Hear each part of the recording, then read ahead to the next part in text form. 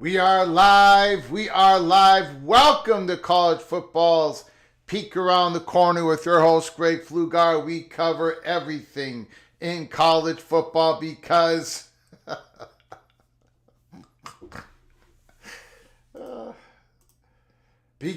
we love everything in college football. And if you do as well, please subscribe to our channel. Smash the like button if you like our content. Share the video with your family and your friends. If you want to support this channel, this Rebel Outpost, with a donation, just hit the $ where you make a comment and I'll get you a super chat as quick as I possibly can. Welcome everybody into the studio that sits on the corner of Keith Jackson Parkway and Kurt Gowdy Avenue. Do not be afraid. Do not be afraid to become a legend with your comments in the chat room and with your phone calls later in the show. Heartbreak 25 leads off with, how much NIL do you need not to pick my Nittany Lions in 2025? Well,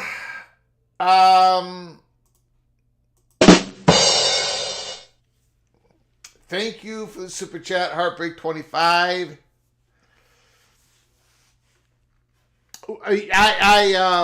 I appreciate, of course, Heartbreak 25. You've been very generous to this channel. Incredible generosity. I do thank you so very much. But unfortunately, all the faults that I do have, all warts and all, and I got a lot of them. I eat too much. I sing too much. I sing off key. I sing on this channel. I don't know how to even work this YouTube channel. My picks against the spread are dreadful. On and on and on and on. One of the faults I do not have is I cannot be bought off. I'm sorry. There is no money in the world. If I like the Nittany Lions, now, as you know, Heartbreak 25, 2 years ago, I picked Penn State to win the Big Ten and to win the whole thing. It was this year that Penn State went to the Final Four. Next year, they got a whole lot of people coming back. Dennis Sutton, the great defensive end, Drew Aller, their running backs, their great safety, number 6, he's coming back.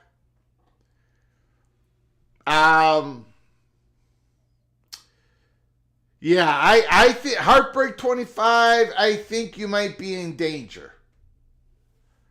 I am going to be looking at the Nittany Lions very favorable in 2025. But I got one piece of good news. I got one good piece of news. Good news for Heartbreak 25. There's no way that I can be... It's statistically impossible for me not to have a winning percentage when it comes to picks against the spread, when it comes to doing a better job on who's going to win the conferences. Heartbreak 25, if I do pick Penn State to win the Big Ten, to win it all, I think you should be happy, because there is no way that I can be as bad in 2025 as I was in 24, 23, and 22. Statistically impossible. That's what I'm going with. That is what I am going with. Thank you, Heartbreak 25, for your generosity. Greg the Gold, absolutely correct. Absolutely correct. By the way, we're not going to do the championship game today, because I still don't know what I'm going to do. Now I'm indecisive. I got rattled during the semifinal games. I'm indecisive. The line has come down. We're going to push it off for another day. We're going to push off the Fighting Irish and the Buckeyes pick against the spread another day. We're going to just push it away. Pretend it's not there for another day. Holy smokes. I am absolutely rattled. Larry the GM is in the house. Skaven, yes, yes. Go Big Red. Nathan is here. Hi, Nathan. Bill G, good afternoon. PATC, good afternoon. The Bill G. Mr. Cyclone. Stormy Cyclone. Another Cyclone is in the house. Holy smokes. Patrick Bear. Baylor Bear is here. Randy Taylor. Preston from Greensboro, North Carolina. Humble Bumble Duck is in the house. Rob Allen is here. Good afternoon and welcome, Coach Allen, the defensive coordinator for now the Clemson Tigers. Jimmy Austin is in the house. Hawkeye Immaculate is here. The Buckeye Jared Jones is here, and I'm not going to take the Buckeyes or the Irish today. There's more things I gotta think about in that game. Stephen Vitt is here. Daniel Gygax, Mr. Mountaineer, is in the house. Thanks for coming on in. I do appreciate it. Michael Wooten, Stephen McNeely, Connecticut fan. Thanks for coming on in, Connecticut fan. Ryan Willie. Badgerland is mourning the loss of a legend, Bob Uecker. Absolutely. Ryan Willie, thank you for the super chat. Prayers to Bob Uecker's family, his loved ones. Bob Uecker passed away at age 90 years old. It must mean I'm in the front row when they took him out of the seat during that light beer commercial. Now Bob Uecker is definitely sitting in the front row up in paradise. Bob Uecker passed away age 90. Thank you, Ryan Willie, for the super chat, for your generosity and remembrance of Bob Uecker. Milwaukee Brewers, Bob Uecker. Yeah. Son of Sarek is in the house. Back Bay 22. Jose is in the house. Ricky Tungate, Mr. Hoosier, a gifted membership. Holy smokes. Holy smokes.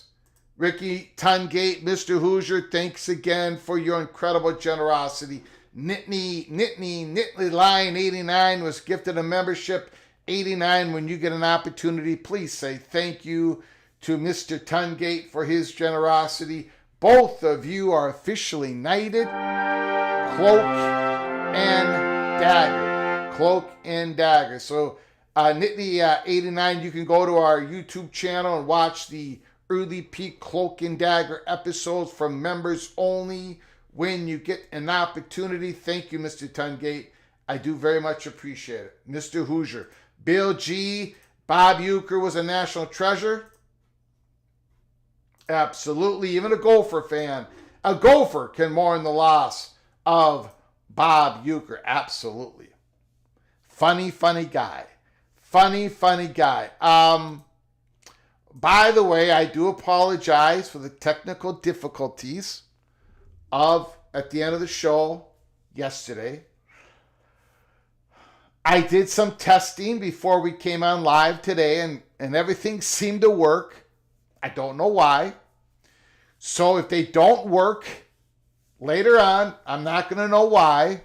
And if they don't work later on, then I know I've got a problem. I got a problem. So, but I have not been able to get the problem to reoccur again. I've gone into my YouTube channel and played videos and come out of them, and then the phone, everything works. I can't get anything not to work.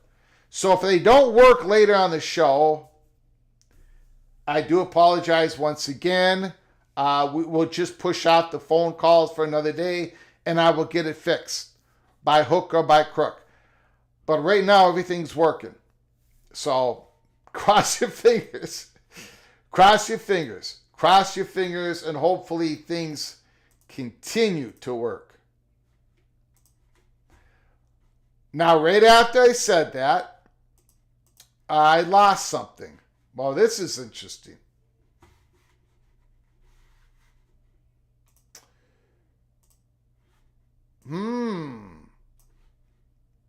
Okay. Well, we just had something happen. So hold on. Hold on, everybody. Praise for impact.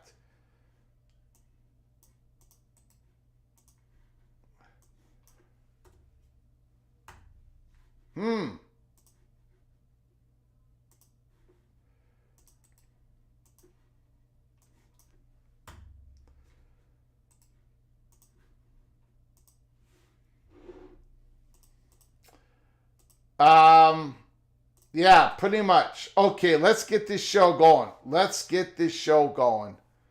A Connecticut fan, I'm convinced it will be fine. Except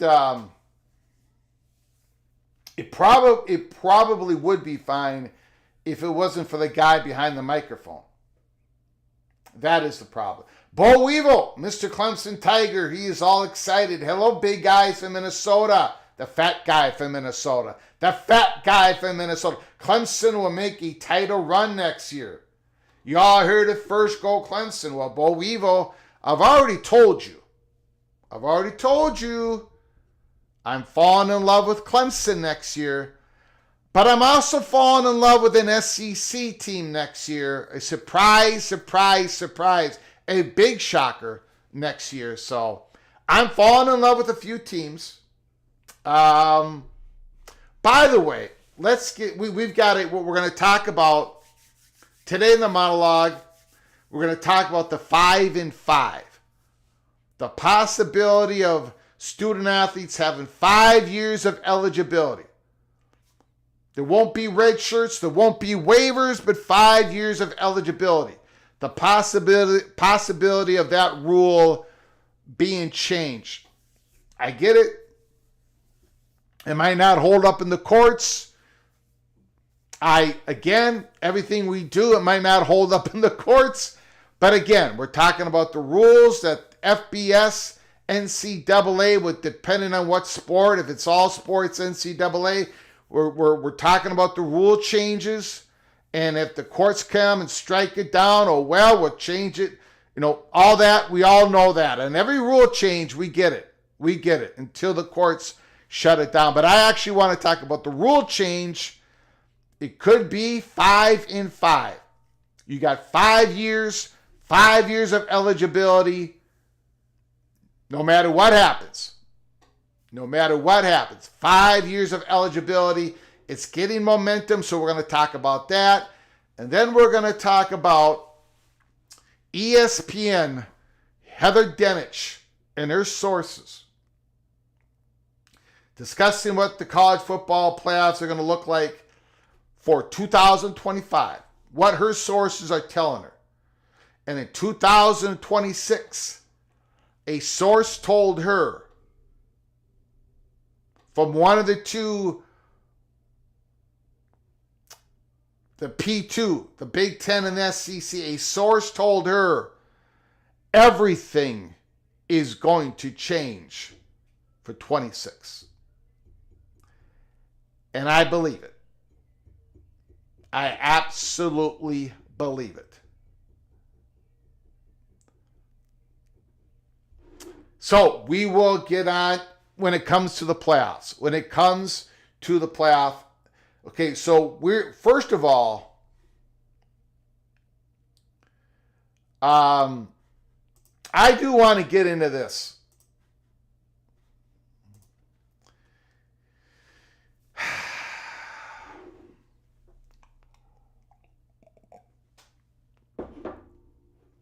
Jane Slater, reporter for the NFL Network, University of Texas alumnus, put out a report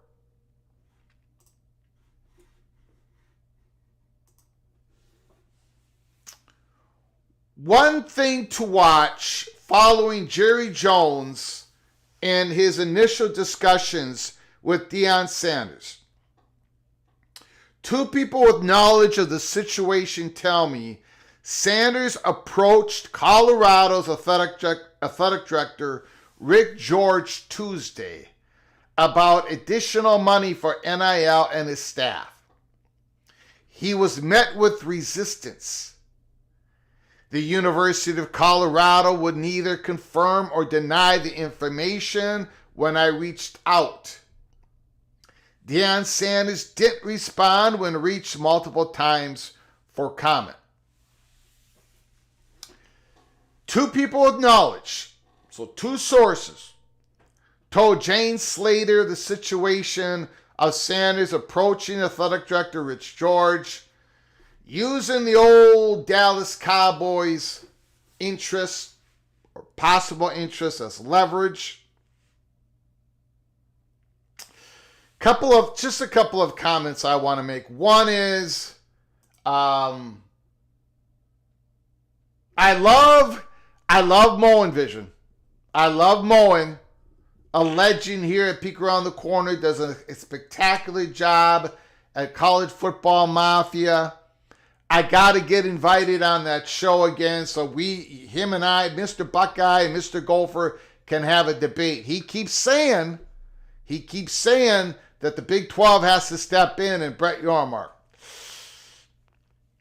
I completely disagree. The Big 12 cannot help out Colorado in this situation. I get it, though. I get the argument. I do understand the argument. What Colorado's been able to do, Deion Sanders, the turnaround, the eyeballs, the viewership, and all that. But you cannot lean in on Colorado's attempt to retain Deion Sanders, because then you're going to have to do it for all the other teams when they are in a pickle in the Big 12. You just cannot do that. You cannot do that, in my opinion. I just wanted to put that out there. Me and Moen, I think hopefully when I give him a call after the show, hopefully we can set up a debate on that. I do understand the importance or the impact that Deion Sanders has had in Colorado and the Big 12. But I don't think the Big 12 can step in. Number two, this is, Deion Sanders is using this for leverage, and the Cowboys are interviewing people, and we don't even know if Deion Sanders has had a real live interview yet. I mean, they've talked. I guess maybe you could call that an interview.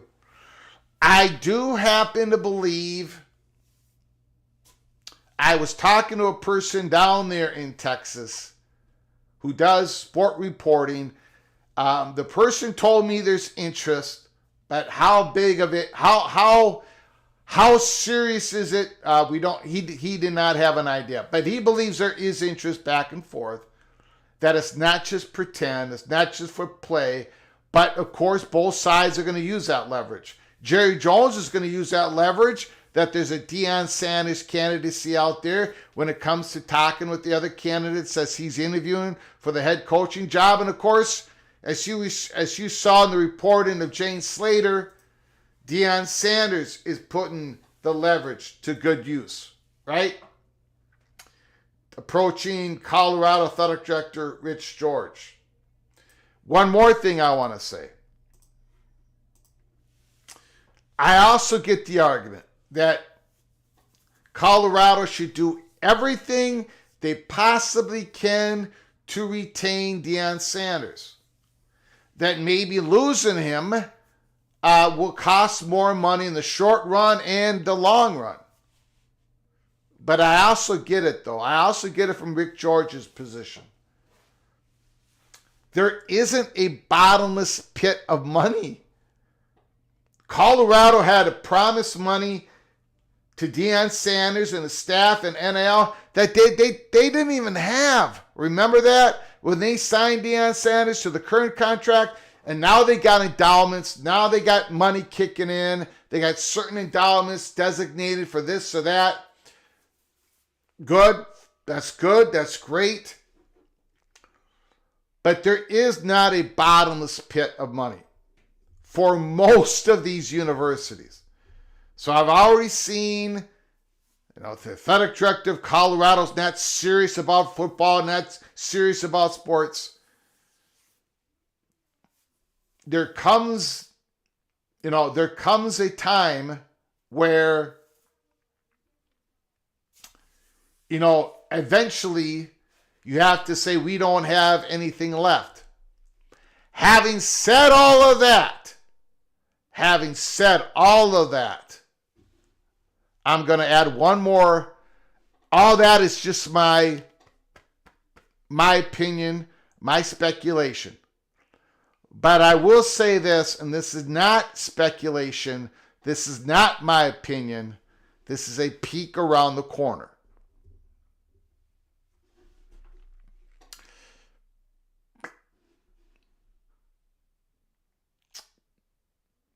Colorado is pro-private equity. Their current leadership is. Colorado is not one of the schools in the Big 12 that is dragging their feet. So when we talk about Brett Yormark should possibly come in and help Colorado in the Big 12 and all that stuff, or we talk about how Rick George should step in and find even more money to satisfy Deion Sanders and all that, we have to acknowledge, well, I have to at least say the following. Brett Yormark is doing all that he can to bring more revenue into the Big 12. So they can swing the big sticks when it comes to reinforcing, bringing back their best student athletes, bringing back, retaining the best coaches, getting the best getting the most eyeballs, most exposure, more sponsorship money. Brett Yormark is doing the work, and Colorado is supporting it. So there is that. There is that. Okay, I just wanted to hit that story first. So let's get to, thank you all for coming on in. I do appreciate it. Once we get through talking about 5 and 5 and the college football playoffs, everything is changing in 2026. We would go to your phone calls, and we think the phone calls are actually going to work. We think so. We hope so. Ross Dellinger, an article put about an hour and 20 minutes ago. Ross Dellinger puts out an article this early afternoon. College sports leaders are mulling the 5 and 5 rule to eliminate red shirts, waivers, and other exceptions. Nashville, and a concept under consideration by college leaders, athletes could play 5 full seasons of competition over a 5-year span, while red shirts, waivers, and other exceptions of additional seasons of eligibility are eliminated. Holy smokes. In what would be a significant change to the eligibility rules, the idea is in the early stages of the association's approval process, has not reached the point of formal proposed legislation. Again, has not reached the point of formal proposed legislation. The discussions emerges in the weeks after the Tennessee's court decision extending the eligibility of Vanderbilt quarterback Diego Pavia. While the 5 and 5 rule has long been discussed in NCAA circles, the idea has surfaced as a potentially urgent matter to simplify and perhaps solve a new budding attack on another set of NCAA rules. This time, eligibility. Any eligibility change is likely to follow the impending approval of the House antitrust settlement in April, and is one of the many long-standing rules that the NCAA said this summer may see a comprehensive review as part of the post-settlement world of athlete revenue sharing. College leaders are exploring the possibility at an annual NCAA convention here in Nashville, a fitting site for such an event. Pavia competes at a school, Vanderbilt, just a few miles away. I think the 5 and 5 model is one being considered that could simplify things, remove the red tape, and there would be a lot more certainty for student athletes. Baylor President Linda Livingston, the chair of the NCAA Board of Governors, told Yahoo Sports on Wednesday. It's a very interesting model to discuss. In theory, it sounds like an interesting solution that would simplify things a lot. My understanding is no red shirts or waivers. You can play 5 seasons, but you only have 5 years to play 5 seasons. Eligibility is the latest NCAA rule in the crosshairs of the courts. And we don't have to go through all that. But again, the 5 and 5 model, waivers and red shirts are eliminated. A way to end subjective decisions that often lead to legal entanglements. The exceptions for religious missions and military service are the subject of debate, according to those involved in the discussions.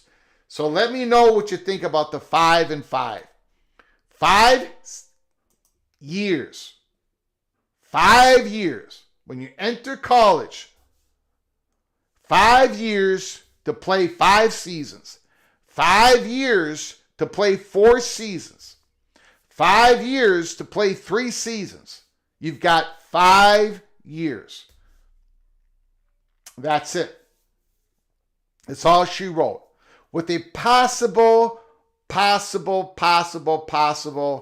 exceptions remaining of religious missions and military service. Possible exceptions. But those would be the only ones. Let me know in the comment section in the chat room with the phone calls later in the show. What do you think of that? No medical red shirts. No medical red shirts. Okay. Let's get to Heather Dinich.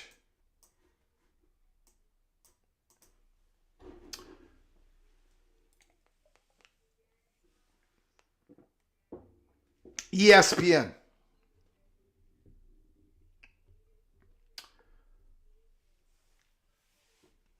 College football playoff.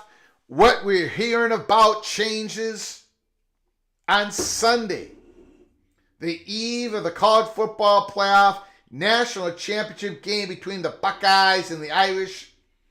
The decision makers who have the ultimate authority over the playoff format will hold their annual business meeting. We've been talking about this at Peek Around the Corner. We've been reporting that everybody's coming. Everybody's coming down to the championship game. Everybody's going to be there. Every one of them. The G6 conferences, the emerging G6 conferences, the Power 4 conferences, Notre Dame. Of course, Notre Dame is in the championship game. Only a portion of that 90 minutes is expected to be spent reviewing what just happened, right? The pros and the cons of the 12-team playoff, the plethora of questions it raised about the sport's postseason. Included in the topics have already generated buzz among the commissioners. Do the top 4 seeds need to be the conference champions? Does the extra time off of a first-round bye put the highest seeds at a disadvantage? Is there a better way to measure strengths of schedule for supersized conferences without divisions? Without divisions? We're going back to divisions? I don't think we're going back to divisions. What matters most to the 13 selection committee members who serve a 3-year terms is a 14 team field better than a 12-team? ESPN spoke with more than a dozen influential sources in and around the playoff to convey their feedback as we near the end of the sport's first run through the 12-team college football playoff. Can the change happen next season? Can we get a change for next season? To make any changes for next season, including something seemingly as simple as seeding, every conference in Notre Dame must unanimously agree to it, leaving serious doubt among the multiple sources with knowledge of the process that the 2025 playoff will look much different from what we've seen in the past month. And I think we have said that. I think the PATC family, 2025, there might be a tweak. There may be a tweak, but only a tweak. Only a tweak. You have to have everybody agreeing on a change for 2025. Everybody. The G5, G6 conferences. You got to get Notre Dame to agree with it. You got to get the Big 12 to agree with it. You got to get the ACC to agree to the change. And the SEC and the Big 10 would both have to agree to whatever change you want to do. It's got to be unanimous for 2025. And the reason for that is because it's under the old contract where you needed absolute consensus in your change. 2026, it's going to be different. And we're going to get to that here in a bit.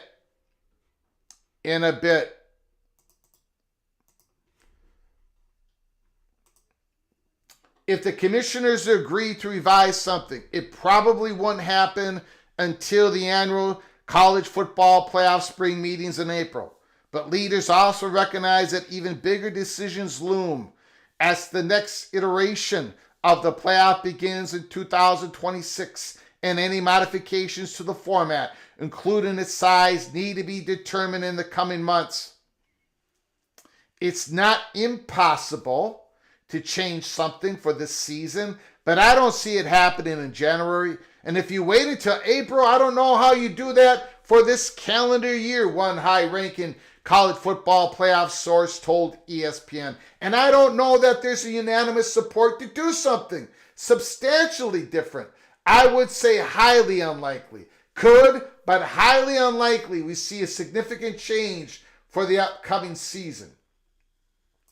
College football playoff executive director Rich Clark told ESPN this week that the commissioners have the power to make the modifications for next year, but that the limited time to implement them could be an obstacle. I don't know where the changes might be, he said. We just had our first meeting where we get everything out on the table at the championship game, and then we'll start fleshing out the things that we need to decide on later in the winter and into the spring. There could be several issues that we're going to look at, but we're going to look at everything. Selection committee format, just all of it, and determine what they want us to put on the table and prepare for them.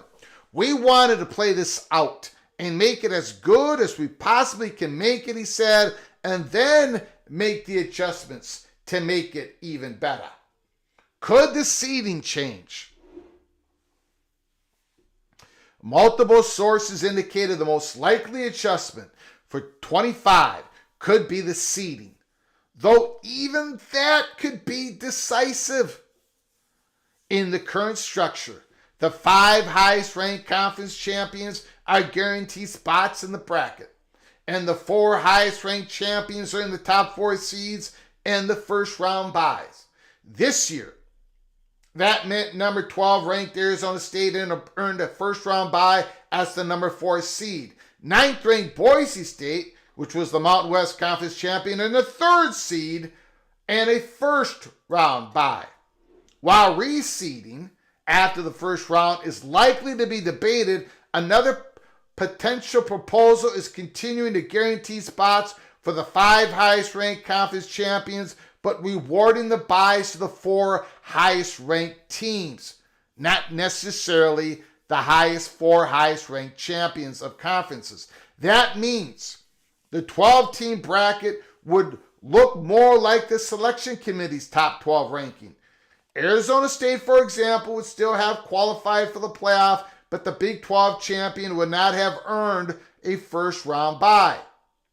Oklahoma's athletic director, a former playoff selection committee member, said the seeding needs to change for next season. For 25, it cannot wait to 26.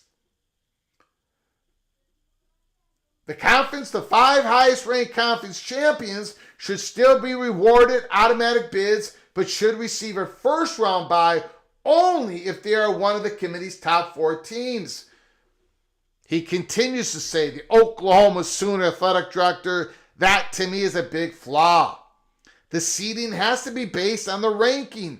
Whatever metrics, whatever evaluation the committee sees in those teams, they have to rank and seed them accordingly.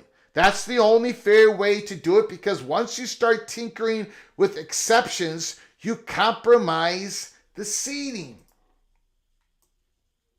The SEC Commissioner Greg Sankey, who was one of the authors of the original 12-team model, told The Athletic earlier this month that having schools ranked in the double digits getting byes was never the intent, but that the format was created before the sweeping conference realignment forced the Pac-12 to piece itself back together with schools that mostly competed at the Group of 5 level.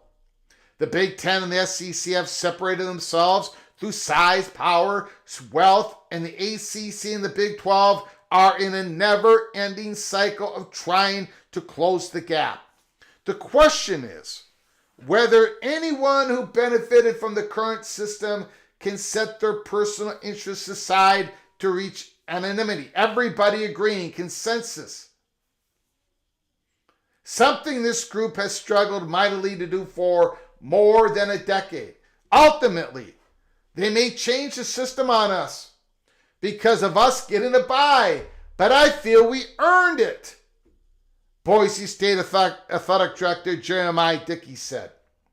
And just like everyone else, we had to win each week and compete. I think it's awesome. I hope it does stay the same.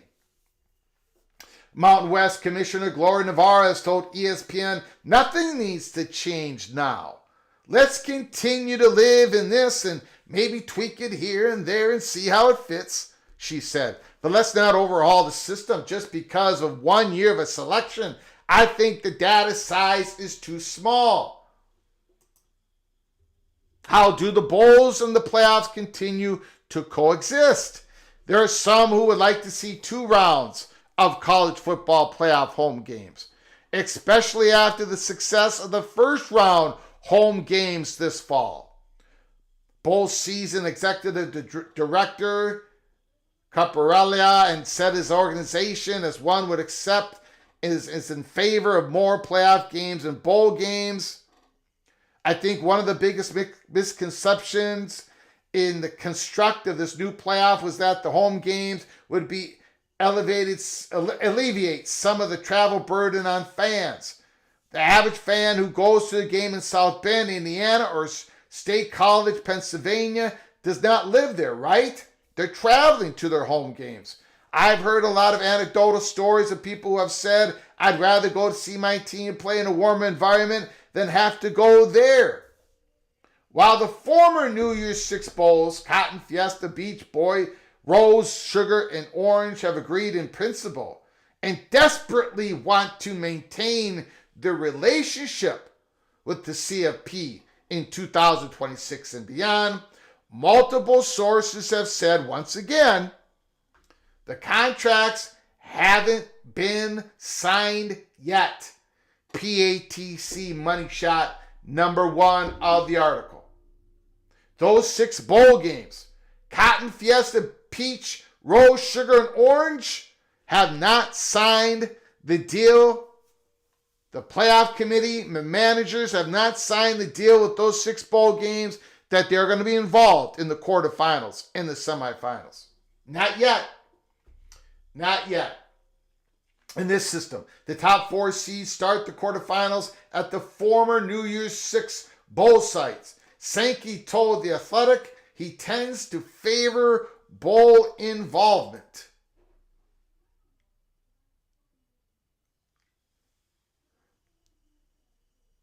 If you go back to the old days, there were no bowl conference tie-ins. The best matchups were created in the best bowls, and every team was like a free agent. We've evolved to every bowl having strict relationships with 2 conferences. It's time to turn back around and say, let's put the best matchups together regardless of conference and make it as compelling as we can for the fans. What about conference title games? Committee criteria. Narvaez is part of the CFP's management committee, which is composed of the FBS commissioners and Notre Dame athletic director Pete Bakwa, the CFP board of managers, which is composed of the FBS presidents and chancellors, and Notre Dame president Robert Dowd is the organization's governing body. Both groups are expected to meet Sunday in Atlanta, the site of this year's national championship game. Typically, the presidents and chancellors push the work to the commissioners to figure out the playoff format, and then they vote on it. But the commissioners are questioning the system they created. ACC Commissioner Jim Phillips, who said he's not slamming it all because my fingerprints are on it, still has questions about how the selection committee will treat teams that participate in the conference championship games moving forward. Both of the ACC title game teams, number 10 SMU, number 16 Clemson, made the playoff. Will the teams that play in the championship game have some kind of protection? He asked. I don't want to read into that. I'd like to hear from the committee after it's over about what some of those conversations were, and I think I'm not the only one. Big 12 Commissioner Brett Yormark said the starting point of conversations for him is the selection committee slate of criteria. What is the criteria? What is the metric or metrics that ultimately guides the selection committee? I just wanted it articulated so we all know going in, that's all. Brett Yormark. What does 2026 and beyond look like? Again, Heather Dinich, ESPN. Last March, the College Football Playoff and ESPN announced a new 6-year, $7.8 billion contract that runs through the 31-32 season. ESPN secured a 6-year agreement that will cost $1.3 billion annually beginning in the 26-27 season. The contract is built as either 11 or 13 games in a 12 or 14 team field. There are protections in place for the ACC, Big Ten, SEC, Big 12 conference champions. Notre Dame and the highest ranked group of 5 champion in the new contract. To secure some guarantees though, the other FBS conferences and Notre Dame surrendered the bulk of control over the future format to the SEC and the Big Ten, PATC money shot number 2 of the article. While changes for next year need to be unanimous, that's not the case for 2026 and beyond. And of course, if you look at the title of our show, live show today, well, that title comes from this next paragraph. Sources telling Heather Dinich, nothing's going to change next year, one Big Ten source said. It's going to be, let's see, one more year of it. That's because if you look at the contract, that is what is agreed to. It's the following year that everything will change.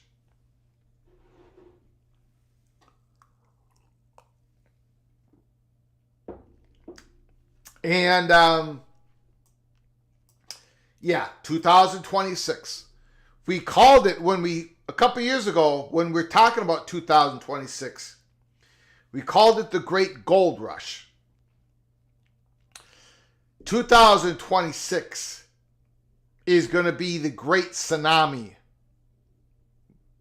The changes are going to be coming in 26 when it comes to the playoffs. The bulk of control with the SEC and the Big Ten, and they did not gain this control. They did not gain this governancing control and then sit on it and not use it. They're going to use it. They're going to use it. The college football playoff leaders still have to determine their future governing model and how each league's votes will be weighed. The elephant in the room remains the automatic qualifiers and a push from the athletic directors and head coaches within the Big Ten and SEC for their respective commissioners to lobby for as many guaranteed postseason spots as they can get. Last September, and we made the report on September, I believe it was September 9th. A little bit later, everybody followed suit. Last September, sources in both leagues told ESPN they would prefer to have 4 automatic bids each, something one source said would be a travesty for the sport. While these conversations have been bubbling for a month, for more than a year, the reality is that they are still in the infancy because the bulk of the focus recently has been on the execution of this season. One possible model that has been floated, though, is a 14-team format that could have 3 SEC, 3 Big Ten, 2 ACC, 2 Big 12, and 3 more slots dedicated to the group of 5. Notre Dame, if it is ranked high enough, and a true at-large. While 14-team bracket seems to have more support, a 16-team model has also previously been broached and could also garner consideration. I think any conversations about automatic qualifiers is going to force us all into a conversation about expanding the playoff, one source said. That conversation leads to more questions, such as whether the season needs to start a week earlier, whether college football can better avoid competing with NFL viewers, and how it all fits with the Army-Navy game. One college football playoff source with voting power surmised that in a 14-team bracket, with only 2 teams getting first-round byes, they could operate on essentially the same schedule as the 12-team bracket. That kind of change couldn't be implemented in time for the 25 season, but it still needs to be determined soon. The commissioners' immediate meetings starting this Sunday, this weekend, ladies and gentlemen, will focus on the near future. But there is also an ESPN deadline to let the network know if the bracket will expand to 14 or 16 teams. At the latest, it would need to be decided by December. But some within the room think it could happen as soon as this coming up September for 2026 and beyond.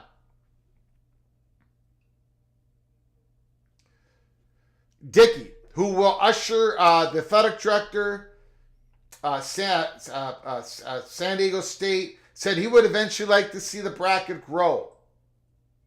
I think it adds a different level of intrigue to go with what I think is the most powerful sport in the country. Anytime you provide opportunities like that and what it does to the fan bases, it gives them hope. And hope is powerful. And this is the money shot number 3 of the article. PATC money shot number 3 of the article. And the athletic directors can monetize hope. A beautiful way of putting that. And athletic directors can monetize hope. And that's our formula. It's something that's worked for us. And we've been able to sell that vision and dream. Phillips says, let's play it out and then let's have a chance to really scrub hard on what we've witnessed. The good, bad, and indifferent. And finally in the article,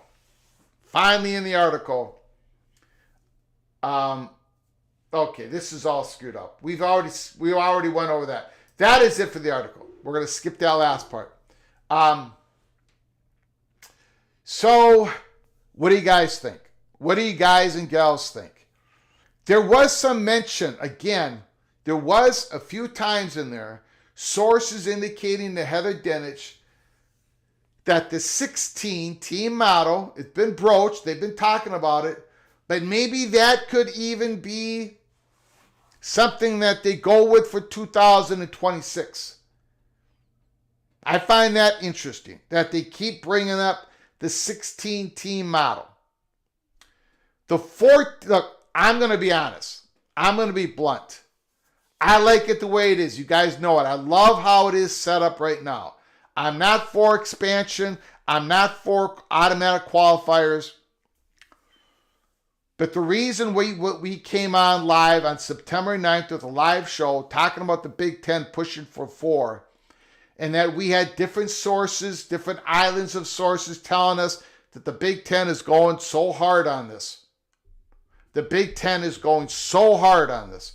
And it is because it serves the interests of their media partners. And now in this article, Heather Dinich, I don't know what page it was, but the SEC is basically in agreement. So if you've got the SEC and the Big Ten pushing for 4 each, I think that's the chalk. I mean, that is now the chalk. And if you've got 4 and 4, if you're going 4-4, if you're going 4-4-2-2-1, that is what, 12, and then a G5, 13. I think we're getting awfully close, more and more closer to the 16-team format. And then also, here's a couple. Here is I understand it's insane. I do agree. I agree with that. I agree with that. But let me say something before we open up the phone lines. The 16-team playoff solves a few issues. One is people aren't going to like it, but you can have the 4-4-2-2-1 and then 3 at-large bids, right? You also solve the problem of you don't need to protect the conference championship loser in the Big 12 and the ACC, in the Big 10 and the SEC. Whoever loses the conference championship game is going to be the number 2 seed out of that conference. No more needing to protect, no more needing to worry, right? It solves that issue. You also could have play-in games. We won't go down that rabbit hole today. It also solves the issue of, well, we can have first round home playoff games for seeds 1 through 8, the top 8 ranked schools, be it wherever they come from. So the top teams have that benefit, that economic benefit, that exposure benefit, that cultural benefit, all the benefits that the seeds 5 through 8 got this year, 1 through 8 would get in a 16-team playoff. And also, now you can keep including the New Year's 6 bowl games as holding the quarterfinals and the semifinals. So it solves that issue as well. It sort of is the great compromise. Everybody, all the top 8 schools get a home game on campus, and then the quarterfinals and the semifinals, you still have the relationship with the 6 bowl games. So I see a lot of benefits going to a 16-team when I'm looking at what everyone's trying to push for. Now, I want to keep it the way it is. No automatic qualifiers, protections of the 5 top. I want to keep it the way it is. So, but I'm just telling you guys, the Big Ten and the SEC, they did not push all their chips in the middle of the table. They did not push and pull and prod and demand and to get all this governance power when it comes to the future playoff format. The Big Ten and the SEC did not do this to sit on it, to do nothing, to not have any changes benefit them. So I think we're heading towards a 4-4-2-2, and then it's going to be a 14 or 16 team playoff. We shall see. That is my part speculation and a lot of part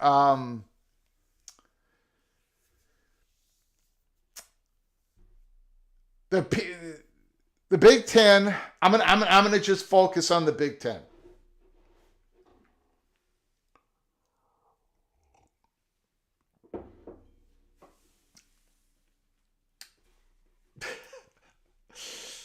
NBM, so many elite Big Ten teams that have won so much over the last 2 decades. Big Ten should get no less than 7 auto bids.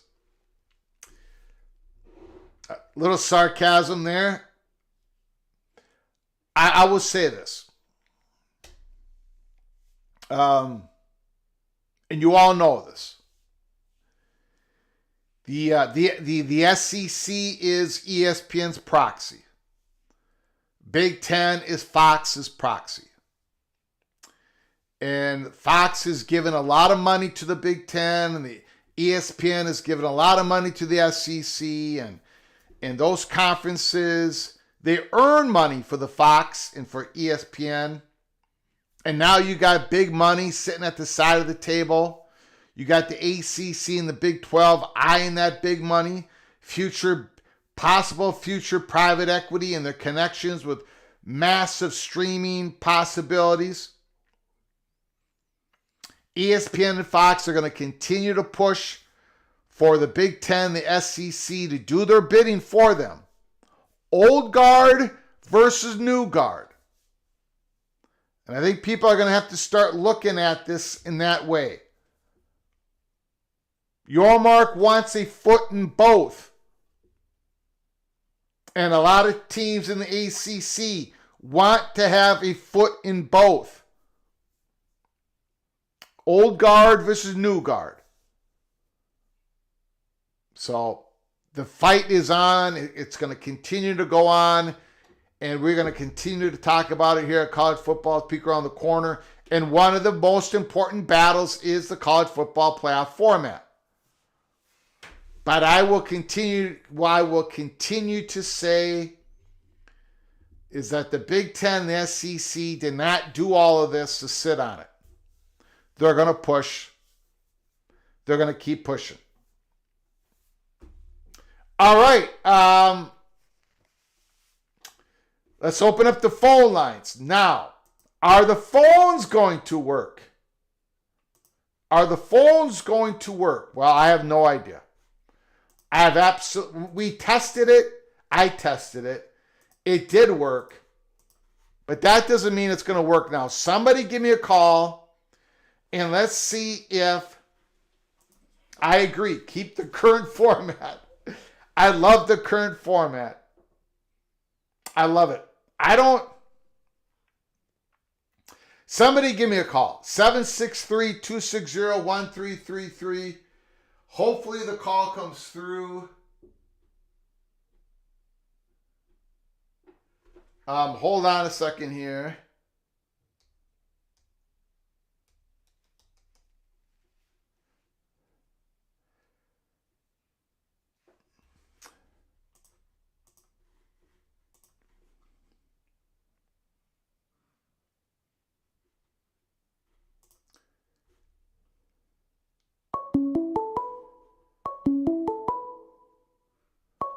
Okay. All right.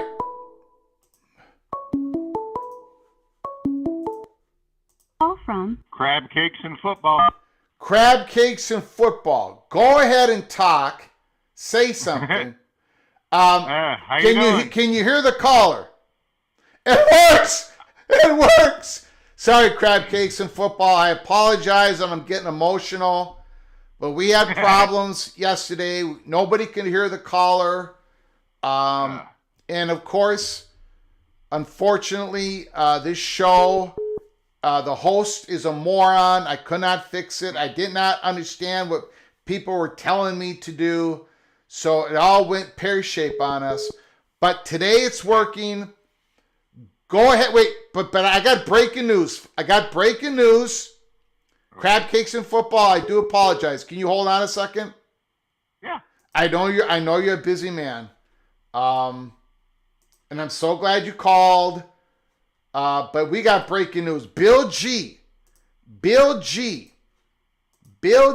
the chat room. Thank you for sending this to me, keeping your head on a swivel. Thank you, Bill G. I hope you sent this 30 minutes ago.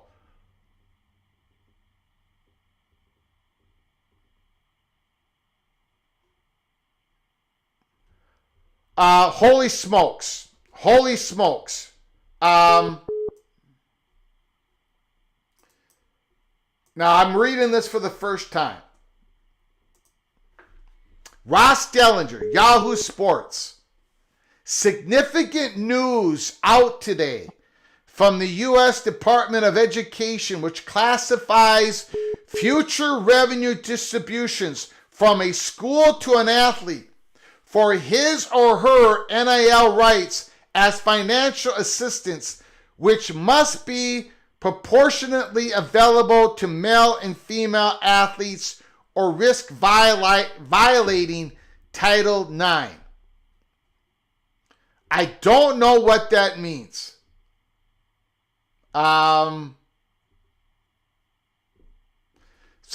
Which classifies future revenue distributions from a school to an athlete, which is going to be happening with a $20.5 million salary cap for his or her NIL rights as financial assistant, which must be proportionately available to male and female. I don't know if that means that if Maryland, Crab Cakes and Football is on the line, if Maryland is spending $20.5 million, does $10.25 million of that go to female athletes, and $10.25 go to male athletes? Is that what Ross Dellinger is saying here? Please let me know in the chat room. Go read Ross Dellinger. Go read this document. There is a document up I'm going to read later, but let's get to the phone call of Mr. Crab Cakes and Football. Thanks for calling. I do appreciate your patience. Go ahead, sir. All right. Full disclosure, I literally got on your show when you took your phone calls. I have no idea what you said before that. I have no idea what I'm talking about even right now. Go ahead, sir. But I read your title. I hope they do change the format, and I want them to go straight up best 14 teams next year. I don't think they need to let someone who's 21st make it just because they're in this conference or the SEC or Big Ten or any other conference. Hello. It's just because they had, all this, that, and I don't know what you said before this. I have no. You're breaking up. Crab Cakes and Football. Crab Cakes and Football. Okay. Hopefully that is not my phone that did that. Hopefully that was not my phone that did that. I'm going to be depressed if that is the Google voice. I don't think it was. Okay, hold on. Time out.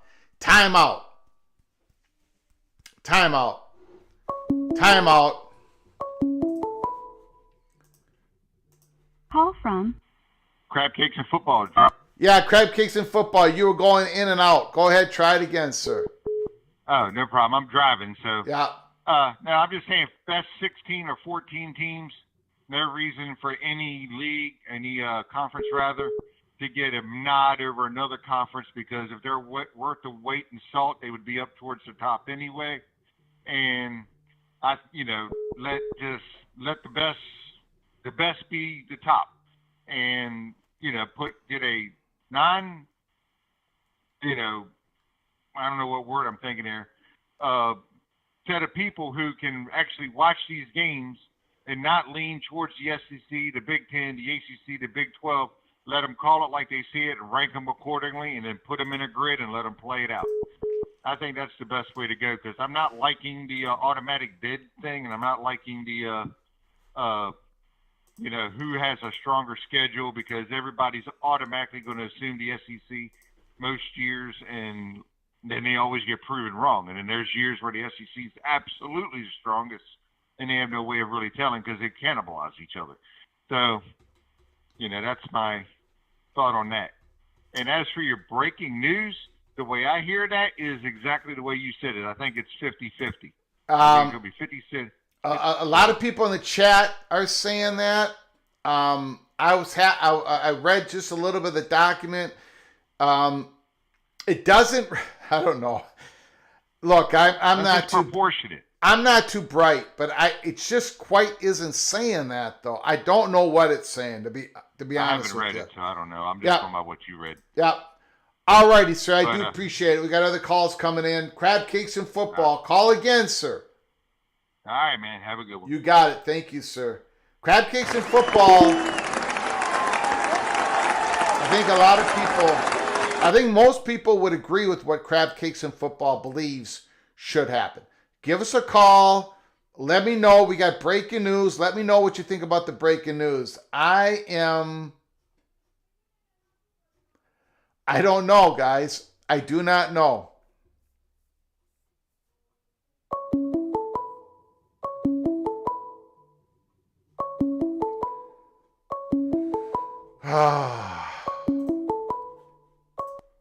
Call from Rick? Rick, can you hold on for a second? We sure can. I'm trying to figure out something here, and wow,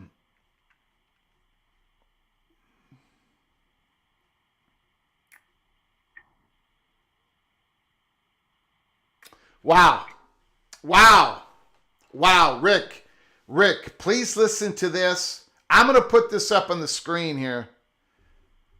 Wow.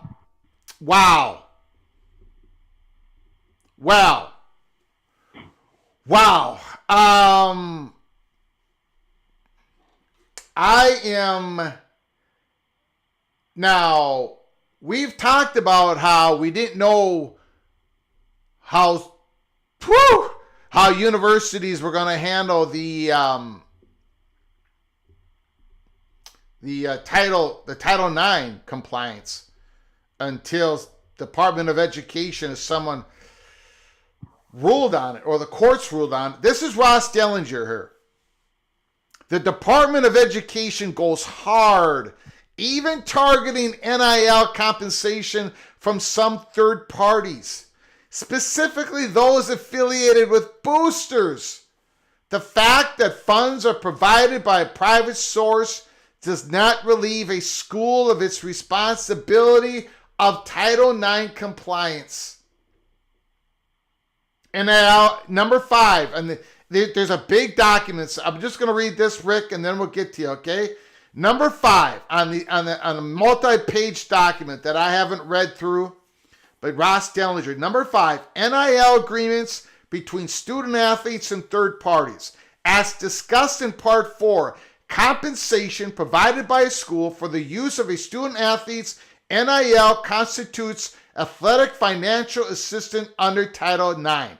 By contrast, OCR does not view compensation provided by a third party rather than the school to a student athlete for use of their NIL as constituting athletic financial assistance awarded, blah, blah, blah. However, has long recognized that the school has Title IX obligations when funding from private sources, including private donations and funds raised by booster clubs, creates disparities based on sex in a school's athletic program or a program component. The fact that the funds are provided by a private source does not relieve a school of its responsibility to treat all of its student athletes in a non-discriminatory manner. It is possible that NIL agreements between student athletes and third parties will create similar disparities and therefore trigger a school's Title IX obligations. Because these NIL agreements vary widely and continue to evolve, and because of the application of Title IX's equal athletic opportunity requirements as a fact-specific inquiry, this fact sheet does not offer specific guidance on Title IX's application, blah, blah, blah. Whatever. Go ahead, Rick. We've got big breaking news here, and I don't know how it's all going to go out. What a day. Wow. Yeah, I certainly agree that that first one that came out was saying 50-50 on the split male-female. And then the second one that you just read, that's really saying when Greg Flugard donates $1 million and tries to earmark it to the Minnesota men's hockey team, you can't do that. You can give the school $1 million, but you can't earmark it to the men's hockey team. Well, I mean, it's happened before. And there's more. Yeah. What it also says is stand by because the lawsuits are going to be coming because all of that money that has come in already hasn't been split equally. So all of that money, half of it needs to go to the women's programs and the women. This is something that's going to be retroactive. Now, because we are getting comments in the chat room, and there are comments on X, Rick. People saying that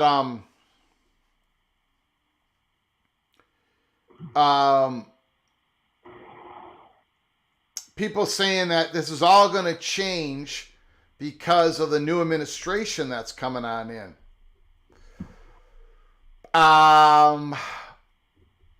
So that could be part of this. You know, maybe things will change with the new administration. But okay, again, it's the law of the land. Title IX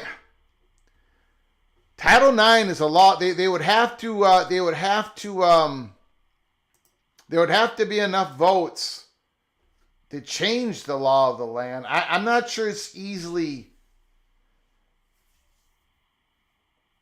I mean, well, it comes down to, has Title IX been violated?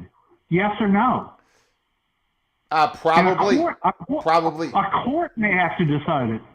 Mr. Monkey says Department of Education is going away anyway. I have heard that for 40 years that the Department of Education is going away. Until I see it go away, I will say it's gone. But that is not a 2024-25. That was not this election cycle talking point. That's been going on for 40 years. But Title IX isn't going away. This isn't about whether or not this is the U.S. Department of Education's opinion of Title IX. And their opinion is that women have been violated financially to the tune of 50%. And this gets back okay, so I agree. It's the law of the land. I get it, Nitwit. We're not disagreeing, by the way, Nitwit. We're not this is the thing, though. Title IX was created by Congress. Okay. Here's the thing, though. In some ways, the courts want the NCAA and these institutions and the athletic departments to treat their sports, their programs, their athletic department as more professional, right? Right? But on the other hand, Congress with Title IX and other rulings, it's like, well, but then again, you're not quite professional because, you know, this is not, you cannot be NBA versus WNBA. You cannot, you know, it can't be just completely market driven. We are institutions of learning. We want to have, this is a place of opportunity. So what I'm hoping for, I can't believe I'm saying this, and I can't believe I'm hoping for this because the chances of me getting what I want is basically 0, none. But I'm hoping for a special carve out from Congress at this point. A special carve out. We're kind of professional, but we're kind of not. Go ahead, sir. I agree with your opinion 100%, but I see this as the last straw for football and basketball getting out and going designated semi-pro. They will be professional. And why I was calling originally was on that subject. And an article that came out 2 days ago, are you familiar with the technician? A technician? Yeah. It's the school newspaper of North Carolina State University. And they had an article 2 days ago, a beautifully written article that you're going to want to read, because I know you appreciate good writing. Yeah. But in it, buried in it, is one of the people they were interviewing was a law professor by the name of Hagen from Duke. Yep. And he's talking about the future of, the whole article is on the impact of House versus NCAA on the North Carolina State program and its impact. And in the article, he points out some very, very interesting perspectives from his side, and he specializes in sports law at Duke while being a Duke professor. And he's seeing, well, I'll give you a little bit of the article. Another extreme change Hagen envisions is that universities could relinquish control of their sports programs, opting instead to let an organization run them as a private entity, contracting with that school. It would allow those privatized entities to enter into multi-employer bargaining unit and put their restrictions in a collective bargaining agreement similar to professional sports leagues in the United States. That will allow universities to avoid antitrust cases and, oh, by the way, Title IX, levied against them due to the collective bargaining agreement. Quote, we could see this happen and just have these not be public state athletic programs associated with a public school, but it would be a private program, Hagen said. That could be the direction things will go. That'd be a radical change, but it's possible, close quote. So when you get the chance, read the article, or anybody read the article. It's really well written, and it really gives you a perspective, a big overview of how House v. NCAA will impact the Wolfpack. Yeah. And thanks for taking my call. Okay, I appreciate it. Can you send me the article? Well, I don't have Twitter or anything. Okay, all right. If you Google it, like I said, it was 2 days ago, Tuesday the 14th. The technician? Huh? The technician? The technician. Got it. Yeah, thetechnician.com. Okay. All right, man. And the title, I can give you the title of the article if you want it. Well, I'll just Google the technician. I'll find it. How the House v. NCAA lawsuit could reshape North Carolina State athletics. Okay. Okay, later. Got it. Appreciate it.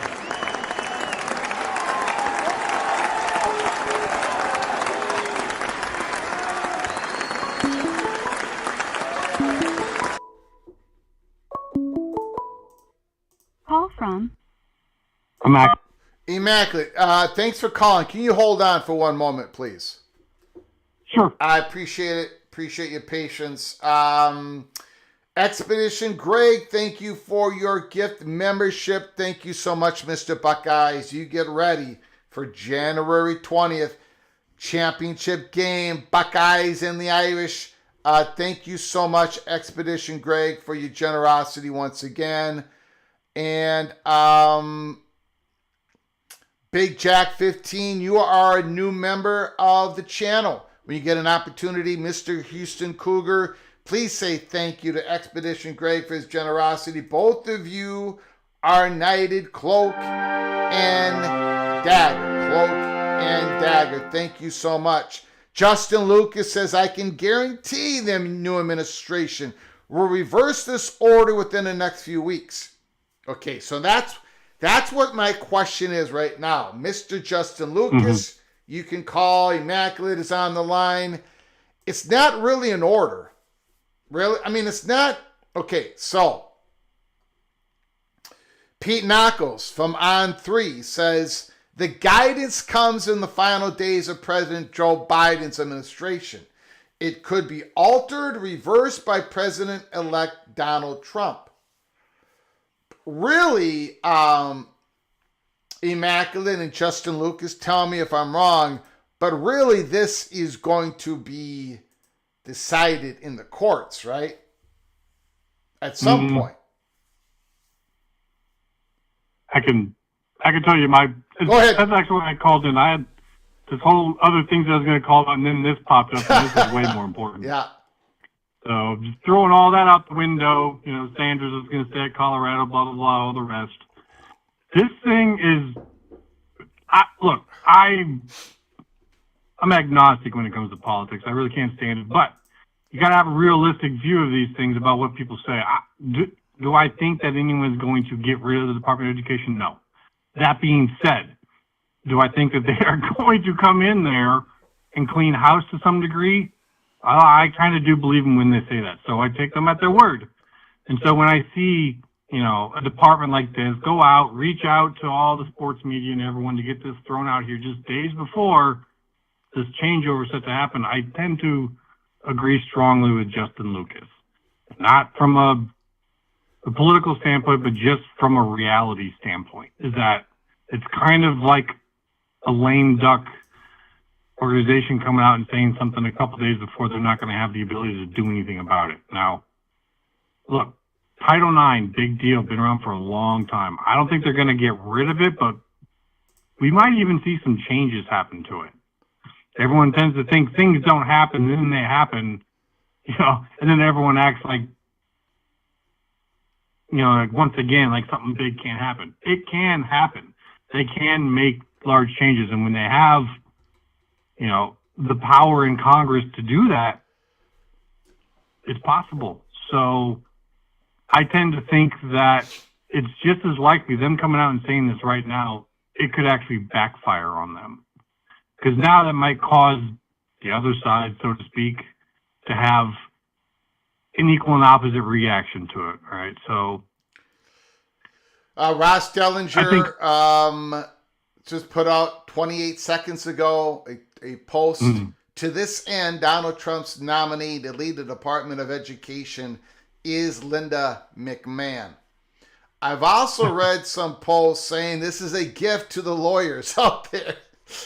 Basically, the lawyers, this is a gift to lawyers because this is going to give them more ammunition to get a bunch of people together for class action suits. And yeah. Here's the thing about that.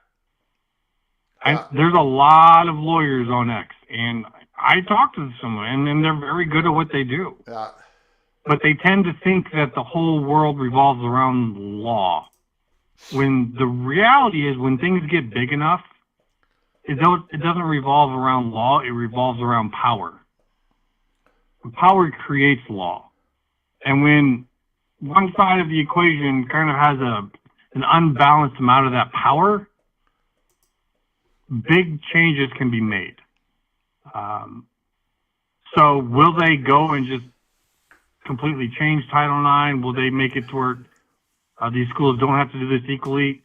I think something's going to happen, because I guarantee most of those big, powerful schools are sitting there looking at this saying, we can't make this work if we have to give 50% to women. And I know people are going to be mad about that, and that's not my choice. But I'm just saying, from their part, they are not making plans to do that. They've talked 80% of the money going to basketball and football. There's only one of those. If you count women's basketball in that, that's only one of them. So that's 3, and I'd probably say at least 50% is going to go to football. So I don't see how it's possible, Greg. Yeah. And that invites a lot of power to come in and change things. Laws are created by power, not the other way around. Yeah. So, I know that probably puts a damper on some folks and probably pisses off some folks, and I get it. This isn't me saying what I want. This is just the reality of power and the analysis of what's possible when the levers of that power are all in the hands of one group, and it's not split it to where you can have, things get locked up. So while everyone's out here saying all these for sure absolute things, and you got a lot of lawyers who are involved in this, some of them are going to get involved in the agency side of this. So, they have some skin in the game. So my whole thing is just be patient, just wait, because once this changeover happens, a lot of this could change. Yeah. There's a lot of big money on the line, a lot of power, a lot of plans people made. Look, we're seeing this. They're already separating from collectives and making plans to start this up in July. Yep. You get that much power going in one direction, they don't really want to just stop and turn around. Yep. So yeah, and it sounds like we got some positive momentum towards some bipartisanship agreement with Republican senators and Democratic senators on some sort of carve out, if they can, get it completely together, get something out there. But, we'll see. And there'll probably be some language that specifies a certain percentage of it does have to go to women. I wouldn't doubt that. I just, it's probably not going to be 50-50. Look, it's tough. I mean, I'm sitting here and I'm a capitalist. Okay. I'm a guy. I don't know if I'm agnostic when it comes to, politics. I'm, how do I say it? I'm not a true. Now I'm going to get everybody upset. You're independent, what? like me. I'm independent, but I do have my thoughts and opinions, and sometimes they change. I do have my ideologies, but I'm not a party guy. I used to be a party guy. I told the story that I worked with the Republican Party back in the 90s. But I'm not a party guy. Political parties are vehicles to win elections. Parties can switch their views and issues and ideology even based upon trying to win an election at a certain location at a certain time. So I'm not a true believer in any political party but so I'm a capitalist, right? But so I don't think that 50% of everything should go to women and men, blah, blah, blah. But I'm also, but again, these institutions, they're not private enterprises. They're not there they have a lot of responsibilities. And one of those, in Title IX, has had, I'm sorry to say this now, I'm gonna get yelled at, has had positive effect on opportunities for women in our country. Oh. It has. Agree. So it's I don't have the answers. I don't even know the questions, but I'm hoping we get more clarity. We need clarity. Because it's going to happen in July. Things are happening in July. I mean, so go ahead, sir. But there's things that are going to happen even before that. Yes. And to kind of lighten the mood a little bit, I know you're kind of in the mood that they're not going to change anything in the CFP. Yeah. I'm very much now we're like in two different parties if that's the case, because I'm completely opposite of that. I'm 99.9% sure that they're going to change this thing for this coming year. I think a lot of these talking points you're seeing put out right now, you got to start looking at this thing like you would politics. These are political statements by commissioners and whatever ahead of time to try to affect things. When you have Navarre is from the Mountain West and they're saying, "Oh, I don't want to have anything happen. We only have 1 year of things. We can't do anything." well, that's great and all, but you only have 1 year left when you have any say at all. So Yeah. I tend to think that there is some angle that she's working. She's super smart and intelligent at this. So I don't know what that angle is exactly. You'd have to have a lot more detail, but she's playing an angle. Every single one of them is playing an angle, coming out, getting their statements out before these meetings happen. Here, how long did you say till the first CFP meeting? It's like right around the corner, right? What was that again? Isn't it just the next CFP meeting? Isn't it just like this coming weekend? Well, or yeah, soon? this Sunday. Yeah. Yeah, like they're all out here right now playing politics before that because in a way they're politicians too. It's not Dems and Republicans. It's conferences as your parties, so to speak. So because some of these guys, they have to try to get something this year while they still have a say. Now, what can they offer the Big Ten, the SEC, and whatnot, so that those guys will be willing to make an agreement now rather than just wait another year? And I think the big play is that, and they're not talking about, no one's talking about, is how much that buy did not work. And how much they're going to want their conference champions to have a home game. Those home games are huge. Look at the two teams that are still in this thing. Yeah. What do they have in common? They both had home games to start this thing. And that creates a bit of momentum too, right? We talk about momentum in game, but there's also momentum outside of the game. There's mentality. And I think that those games were huge. I think that they were some of the loudest, most raucous crowds, the wildest kind of atmospheres that we've seen all season.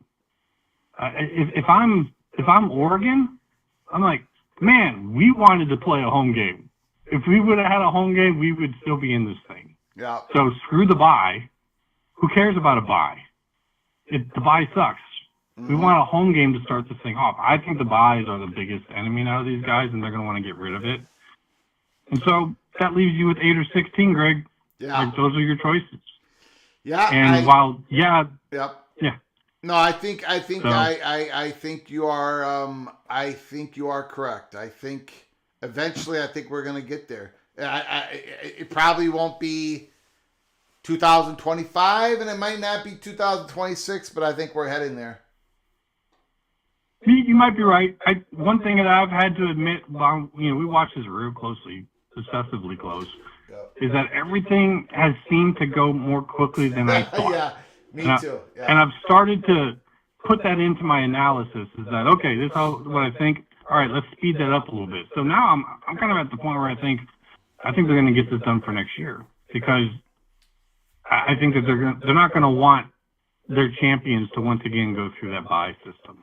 And so it's going to come down to saying, and I'll just end it with, crazy enough, I think that the Big Ten and SEC will end up agreeing to only having 3 AQs in a 16-team system, because if you have enough at-larges, you're probably going to get 4 in anyways if you're them.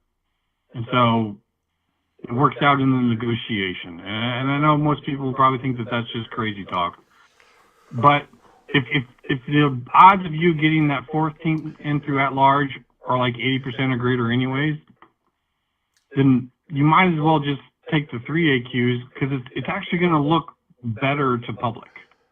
Yeah, like I don't know. It is, because there is going to be a cost to those conferences to go after 4 AQs. Yeah. But on the other hand, I'm not sure. A powerful force is pushing for 4 that's above Tony Petitti, and that's Fox. So that's where we're at with that. So I don't know. Mm-hmm. Yeah, I understand that, and maybe that wins out, but I still think that the Big Ten gets in 4. I think that they just want to make sure that 4 get in. Mm-hmm. They want to make sure there's enough of them. Whereas if it's the same thing, like if you go with 4 AQs and you only have like 2 at-larges, well, you're getting in 4. If you go with 3 AQs and you have 4 at-larges, you're still going to get in 4, but it's going to look better.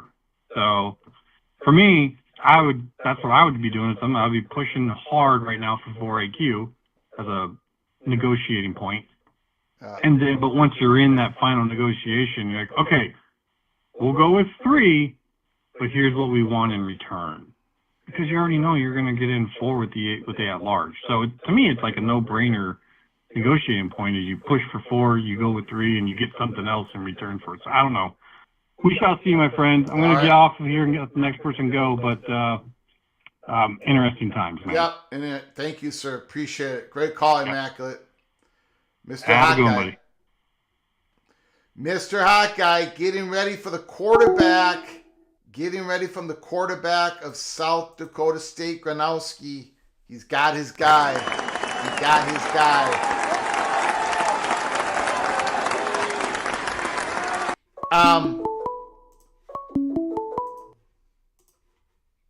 Call from BJ.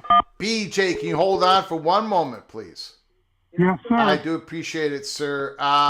And this is Pete Knuckles. Pete Knuckles on 3, as he stated, schools will have $20.5 million to share with athletes. Most were planning to break it down as follows: 75% football, 15% men's basketball, 5% women's basketball, 5% divided by remaining athletes. I think it's a little bit higher on football, but anyways, and a little bit lower on men's basketball. But Pete Knuckles, those are the numbers he has. Again, there's going to be sports in certain athletic departments that are going to get some money, like baseball and some SEC athletic departments, like a Vanderbilt. I know Minnesota's going to have money going to women's and men's hockey programs, a couple percentage each. So, but basically that looks like to be the breakdown, something like that. But again, if you've got, we'll see we'll see. Hopefully, we get some clarification early from the new administration on what they think about the Title IX guidance and what the courts will rule. Hopefully shortly. BJ, the floor is yours. Thanks for calling, sir. As always, appreciate for allowing me to speak on your platform, Greg. Happy Thursday. And with the conversation of the day, it's easy for us, supporters of universities and fans, to kind of get siloed in like this my team, my conference, right? PE, non-PE. But if you take a step back, I think we're entering a stage, we will be entering a stage officially where Olympic sports will be affected, right? And for folks, like me, right, and I have kids, and my kids are getting ready to go to school and college and stuff, right? And being able to partake in a sport that's not football was a big part of my college days, right? The football team was cool and dope, and we went there, but I had friends on swimming teams, skiing teams, right? And that was a big part of my experience. And I do not want the fandom of football and whatever comes with that to leap over and take away potentially from my kids' experience in college. Yes. Yep. And opportunities for those student athletes. Yep. I love college football. Yep. But I don't love it more than, my school. Like, my school is more important than the football program. The football program is just part of my experience. And, I think one of the commenters said, the schools are in trouble. And the schools aren't in trouble. They make billions, right? Their budgets are in the billions of dollars. And the athletic department and the school is not the same. I think Vanderbilt, the athletic department, is housed under the school's kind of leadership. But outside of that, the kind of athletic departments run kind of as a satellite piece to this university. And the schools are fine. However, I do worry about the athletic department's kind of arms race to get more money and more money and more money, and its inevitable effects to the non-revenue generating sports, right? And hopefully their calmer heads will prevail, but I doubt it. And as it pertains to Title IX, who knows what's going to happen? Roe v. Wade was kind of flipped on its head. So maybe Title IX is flipped on its head. If you have a daughter, you're probably looking like, feeling kind of bad that potential opportunities for your daughter is cut because of your love for some freaking football team. So just be careful of what we choose for. And there's a life and there's a world that happens outside of the football realm, even though we all love college football, that is and can be affected by blindly going face first into football and my team and my conference. Yeah. But anyway, Greg, as always, thank you for allowing me to speak on your platform. You have a blessed day. You too, sir. I appreciate the phone call, my man. Thank you, BJ.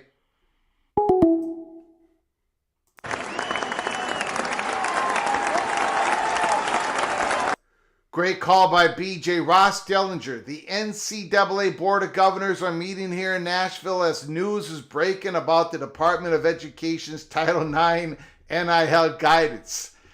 Woo! Administrators now filtering out learned of the news while in a meeting which concludes the convention. Never a dull day. The Magnolia Ballroom, Nashville, Tennessee. Wow. I don't know. I do not know. I don't know. Linda McMahon.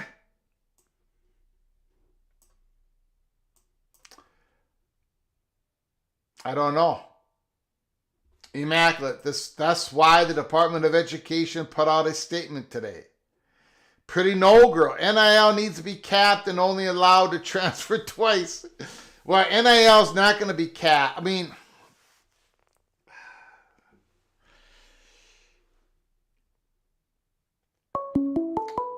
nothing is going to be capped without a CBA. And a student athlete's ability to make NIL money can't be different than a regular student, according Call from James.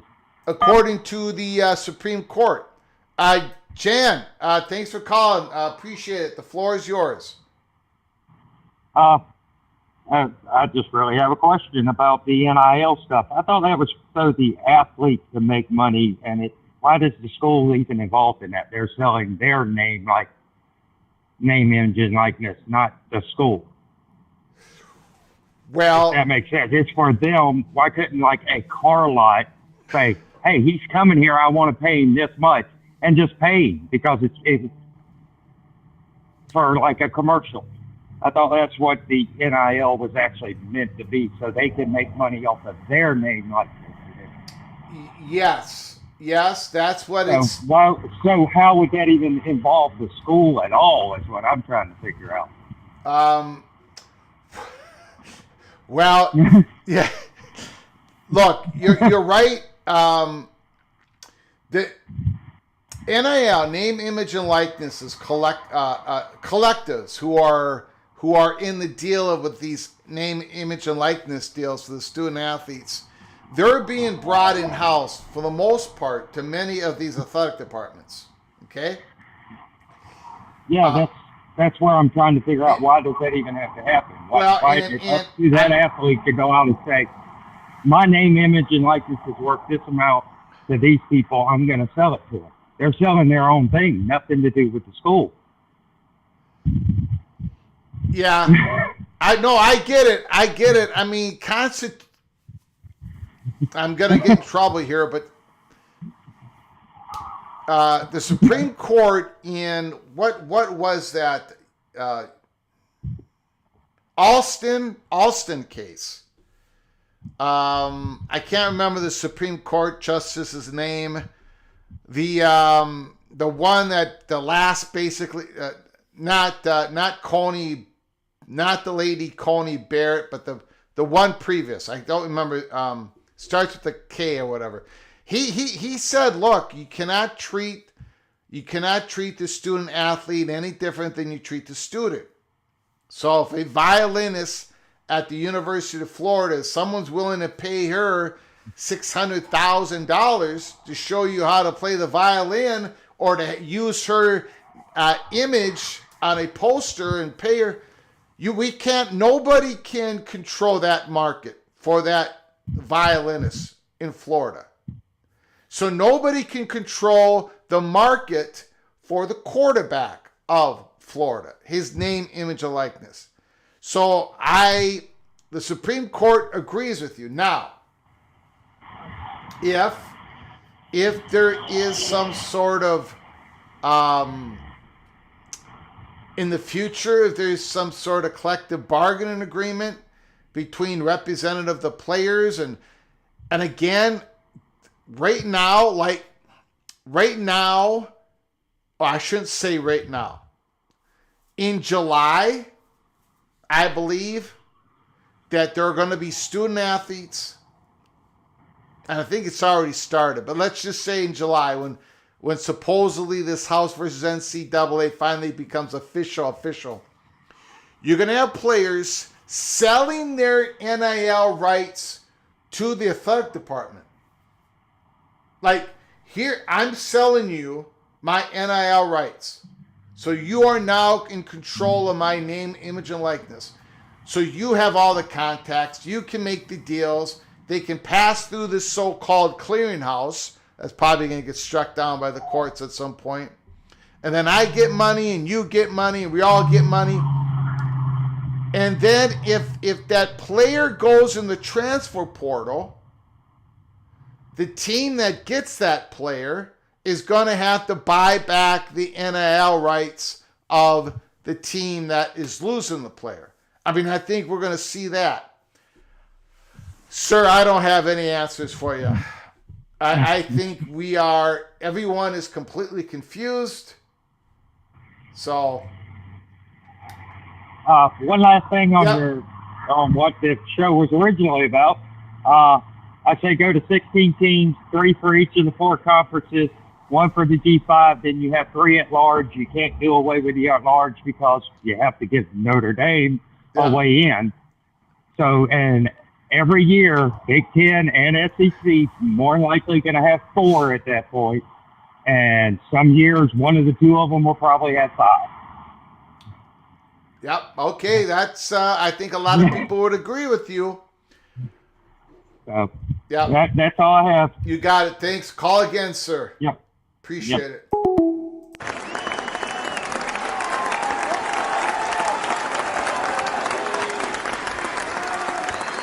We've gotten a lot of great calls today. A lot of great calls. Expedition Greg, thanks again, once again, for your gift membership. Breeze Frey, thank you so much for your membership. Early P Cloak and Dagger, hold on. Call from Steve. Steve, can you hold on for a second? Sure. I do appreciate it. I appreciate it. Breeze Frey, thank you for becoming a new member of our channel. Early Peak, Cloak and Dagger, college football. You, Breeze, are officially knighted. Cloak and Dagger. Thank you, Breeze, for your generosity. You can go to our YouTube channel and check out those member-only episodes. Early Peak, Cloak and Dagger. Steve, Bearcat Steve, thanks for calling. It's a confusing day. More breaking news, more confusion. Go ahead, sir. The floor is yours. I'm ready to go back to crowning the national championship or a national champion by an AP or something. This is crazy. Why do they have to use 1 year as a model that does or doesn't work? Yeah, I know. I agree. Okay. Yeah. So okay, the buys this year didn't work out. Okay, the teams that got the buys didn't work out. What if it had been just the opposite? Everybody would have said, "Oh yeah, those teams that got buys had this, just craziness." 1 year sample, a 1 season sample, and now we're all gonna meet in a room and we're gonna discuss this and we're gonna come on, guys, let it go. Let it have one more year, for goodness sakes, at least one. I don't get it, Greg. Yeah. Yeah, I agree. I agree. I want to see this again, exactly how we had it, and see how it works, and even go further, 2026, 27. The powers that can make the changes for 26, they're going to be able to make the changes in 28, right? So. Yep. Yeah. Yep. And one other thing I wanted to bring up, Greg, that we're talking about NIL, we're talking about paying athletes and so forth. Yeah. In Ohio here, the state legislature, and I think it's been passed in other states also, but I know it has been in Ohio, they just passed it saying when these athletes are earning money, such as NIL, or if they're going to be, paid per se, that they are protected by FOIA and anybody else that wants to gain information to see how much they were paid. Mm-hmm. This law protects them from anyone knowing how they are paid. Now, let's keep in mind, all the MAC schools from Ohio are state-funded. Ohio State state-funded. University of Cincinnati state-funded. By who? A lot of the taxpayers. Everybody pays taxes, right? Mm-hmm. So they're saying we have no business knowing what a little part of our money, who it goes to, and how much they're making. There's been lawyers already saying this thing. There's lawyers ready right now to say, nah, you can pass that law in the legislature in Ohio, but it's never going to work. What's your opinion? Should we be able to know? I want to know, but I don't know. I don't know if I should know. I don't have a strong opinion on that. Most of the state quote, and that's the other thing this lawyer said. I'm so naive about this thing here. I have no idea, Greg. But another lawyer said, "Hey, we know how much our public servants in Columbus are being paid. Yep, we know what Yes. we know what the mayor in every city is being paid. Yeah, but we're not going to be able to find out what these athletes are being paid, who are attending state-funded, taxpayer state-funded universities." yeah. I just and for selfish Greg Pflugar wants to know because it's gonna be great content. We're gonna debate if that backup center at the Cincinnati Bearcats should be making $75,000. Yeah, right. I want to know too. So I'm on that side. Believe me, Greg, Yeah. I'm on that side. So something nobody's brought up yet. You haven't brought up yet. What's going on at the ACC today? I haven't heard anything different from the live show that I had yesterday. Okay. All right. I did. I know I've been sent a couple things, but I have not been able to open them up. One of them was sent to me about 10 minutes before I came live, and another email was sent to me about half an hour into the show. So we'll see, but I don't want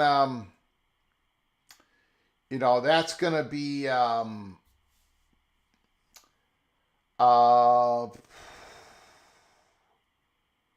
I don't want to say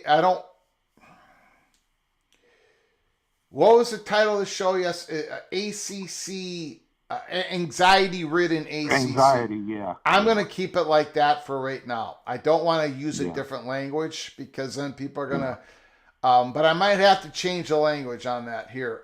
So we'll see. Well, I'm going to be in Atlanta tomorrow afternoon. Yeah. So if you want me to stop and see if I can get any scoops, I will. Yeah, Atlanta's going to be busy. Atlanta's It's going to gonna be busy. hopping all weekend. Yeah, yeah. Anyhow, that's all I got. All So right, have a good appreciate evening. it. Thank you, sir. Great Yep. call. Great call, Bearcat Steve.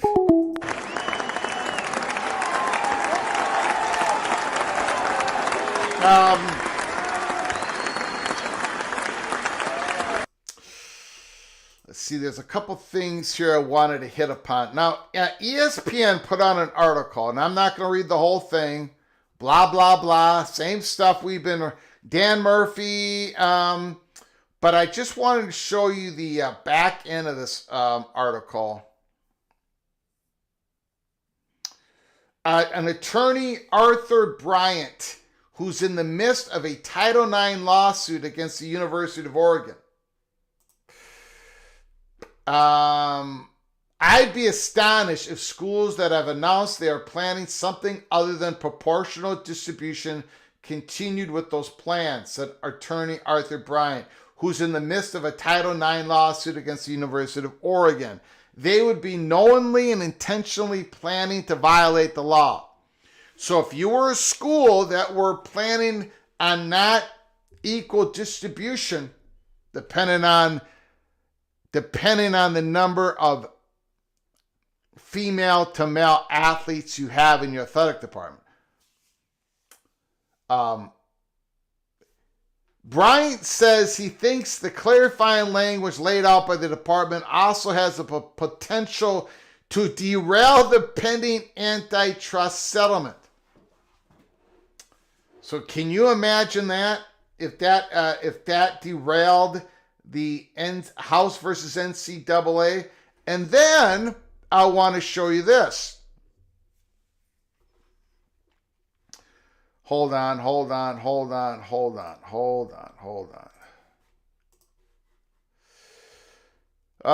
going to have to get back into this. My bad. I apologize. Give me a moment here.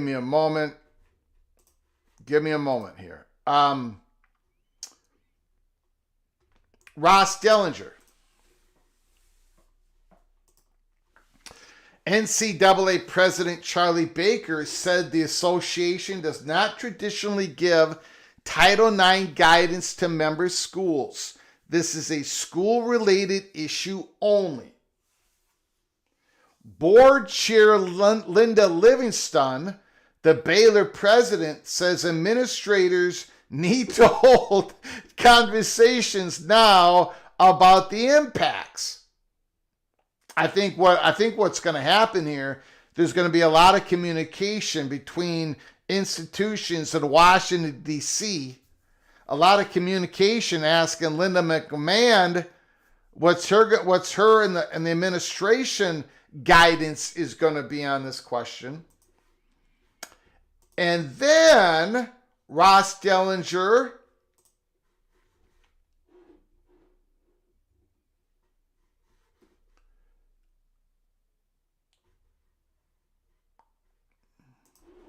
Charlie Baker, a former governor, on new administration possibly changing the guidance. The question of will President Trump in his administration reverse the guidance what's laid out by the Department of Education that just happened today? Charlie Baker, it's really hard to tell. That process usually takes a while with all the elements associated with the turnover. Some stuff happens right away, some stuff later, and some stuff doesn't change. Now, it took the Biden's Department of Education 4 years to put out this guidance. 4 years. So a big part of this story, we don't talk politics here at Peek Around the Corner unless it involves UFOs, or it involves, by the way, I got to get to that in a moment here, or it involves college football. And right now it's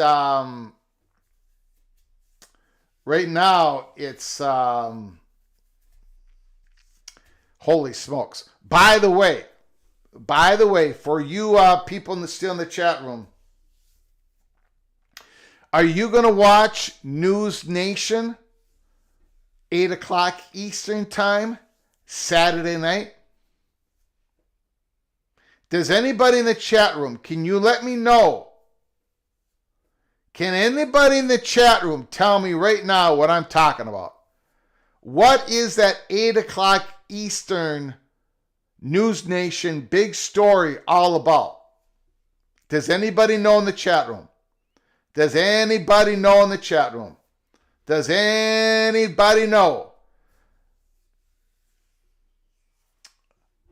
Supposedly, no, not drones. Much, much, much deeper than drones. Not about cheeseburgers. Not about Bigfoot. Boy, you guys live in a... okay. Saturday night. In fact, I'm wondering if I should do a live show right after News Nation.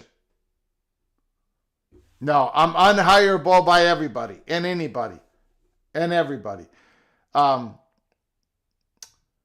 There's going to be a gentleman on there who's going to be interviewed, who is a helicopter pilot, who and 3 other whistleblowers. They are first-hand whistleblowers. First-hand whistleblowers. This pilot picked up craft and would bring it to certain locations for the United States government, part of the military.